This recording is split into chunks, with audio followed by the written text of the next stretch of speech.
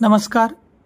3 lecture video सिरीजमध्ये आपण first पार्टमध्ये बघणार आहोत की तुम्हाला प्रोजेक्ट रिपोर्ट रायटिंगमध्ये कोणकोणत्या गोष्टी कव्हर करायचे आणि याच्यामध्ये रिपोर्ट तुम्हाला कशा प्रकारे कंप्लीट करायचं.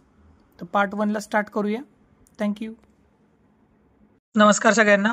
आणि कॅपस्टोन प्रोजेक्ट एक्झिक्युशन आणि रिपोर्ट रायटिंग MSBT च्या सर्व ब्रांचेसला प्रोग्राम कोडमध्ये CE, CR, CS, CH, CM, CO, IF, CW, DE, EJ, EN, EQ, ET, EX, IE, MU, EE, EP, EU, IS, IC, AE, FG, ME, PG, PT, DC, TX, TC या सर्व कोड्सला हा project report लागणार आहे.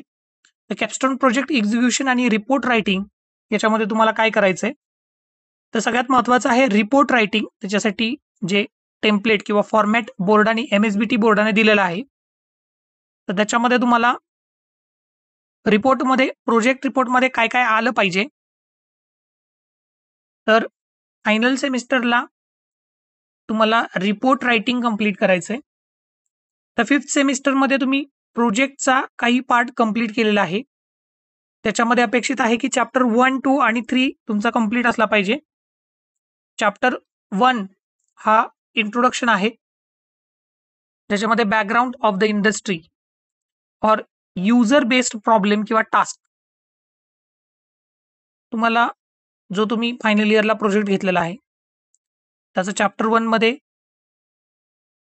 तुमच्या problem स्टेटमेंटला define करायचंय, त्याचं introduction द्यायचंय. तुम्ही कुठल्या टाईपचा प्रॉब्लेम सॉल्व्ह करताय, युजर बेस्ड प्रॉब्लेम आहे का किंवा काही टास्क वरती तुमचा प्रोजेक्ट आहे का. तर आजच्या व्हिडिओमध्ये मी तुम्हाला इन जनरल गोष्टी सांगणार आहे ज्या की सर्वांना लागू होतील. Suggested content of the project report. तर सजेस्टेड कंटेंट मध्ये काय काय दिलेलं आहे,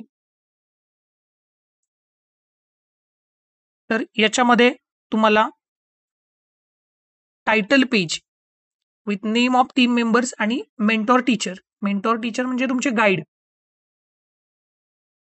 टायटल पेज वरती तुमचं टायटल असलं पाहिजे. तुमच्या टायटल सोबत तुमच्या कॉलेजचं नाव, सोबत MSBTचा लोगो, या सर्व गोष्टी तुमच्या टायटल वरती येतील. सर्टिफिकेट, सेकंड जे पेज असतं ते सर्टिफिकेट आहे. अनेक्चर ए मध्ये सर्टिफिकेटचा फॉर्मॅट दिलेला आहे, तो लास्टला आपण बघूया. थर्ड पार्ट आहे तो एक्नॉलॉजमेंट्स. तर एक्नॉलॉजमेंट्स हा तुम्हाला रिवाइज करायचा असतो, ब्रॅकेटमध्ये दिले त्यांनी at the end of final semester. हे जे 6th सेमिस्टर आहे तुमचं फायनल सेमिस्टर. तर मध्ये अपेक्षित काय आहे, एक्नॉलॉजमेंट्स मध्ये तुम्हाला अपेक्षित असं आहे की हा प्रोजेक्ट कंप्लीट करत असताना तुमचे गाईड, तुमचे फ्रेंड्स, तुमची फॅमिली, तुमच्या डिपार्टमेंटचे HOD, तुमच्या कॉलेजचे प्रिन्सिपल यांचा जो तुम्हाला सपोर्ट मिळालेला आहे त्याच्याबद्दल तुम्हाला एक्नॉलॉज करायचं असतं, सगळ्यांना थँक्स म्हणायचं असतं या सेक्शनमध्ये. त्याच्यानंतर जो महत्वाचा पार्ट येतो तो आहे ॲब्स्ट्रॅक्ट. ॲब्स्ट्रॅक्टसाठी काय दिलेलं आहे याच्यामध्ये की in 1 paragraph not more than 150 words. तर तुम्हाला 150 वर्ड्स मध्ये तुम्हाला तुमचा पूर्ण प्रोजेक्ट एक्सप्लेन करायचा असतो, की जो नॉर्मली एका पेजवरती बसेल.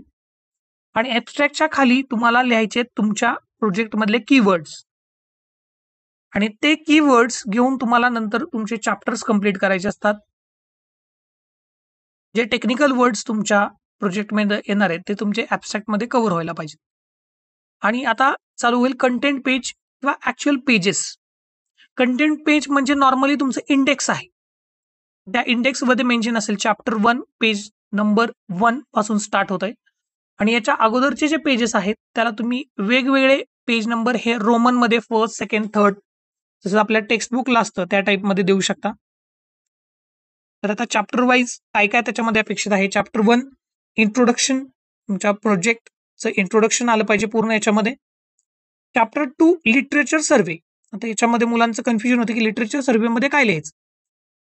तर लिटरेचर सर्वे म्हणजे तुम्ही जो टॉपिक प्रोजेक्टसाठी निवडलेला आहे त्या टॉपिकला पास्टमध्ये कोणी कोणी त्याच्यावरती काम केलेलं आहे किंवा प्रेझेंटमध्ये आत्ता त्याच्यावरती त्या टॉपिक किंवा तो प्रॉब्लेम सॉल्व्ह करण्यासाठी तुम्हाला लिटरेचर काय काय अवेलेबल आहे, जसं की बुक्समध्ये काय डेटा असेल, टेक्निकल पेपर्स असतील, टेक्निकल जर्नल पेपर्स असतील, टेक्निकल कॉन्फरन्स पेपर्स असतील किंवा व्हाईट पेपर असतील, किंवा तुम्हाला गुगलवरून काही डेटा मिळतोय, तर ही जी सर्व इन्फॉर्मेशन तुम्हाला मिळणार आहे ही तुमची लिटरेचर सर्व्हेमध्ये येणार.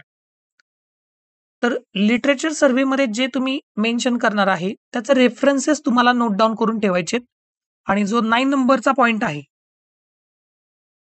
हा जो 9 नंबरचा पॉइंट आहे, रेफरन्सेस आणि बिब्लिओग्राफी, तर याच्यामध्ये तुम्हाला ते कव्हर करायचं आहे की लिटरेचर सर्व्हेमध्ये तुम्ही काय काय लिहिणार आहे. थर्ड जो पॉइंट येतो चॅप्टर 3 आहे scope of the project.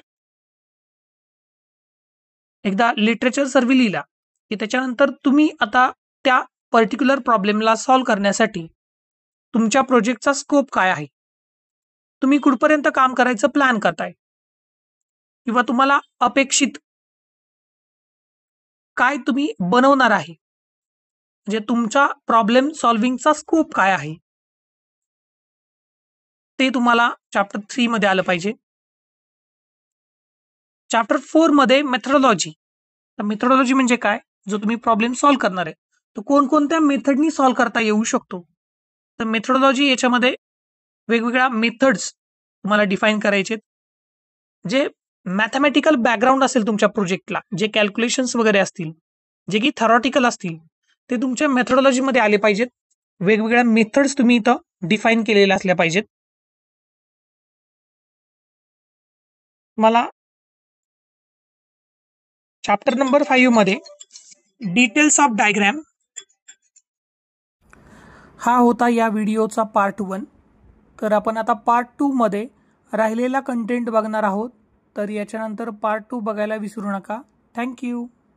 व्हिडिओचा part 1. तर आपण आता पार्ट 2 मध्ये राहिलेला कंटेंट बघणार आहोत. तर याच्यानंतर पार्ट 2 बघायला विसरू नका. थँक्यू.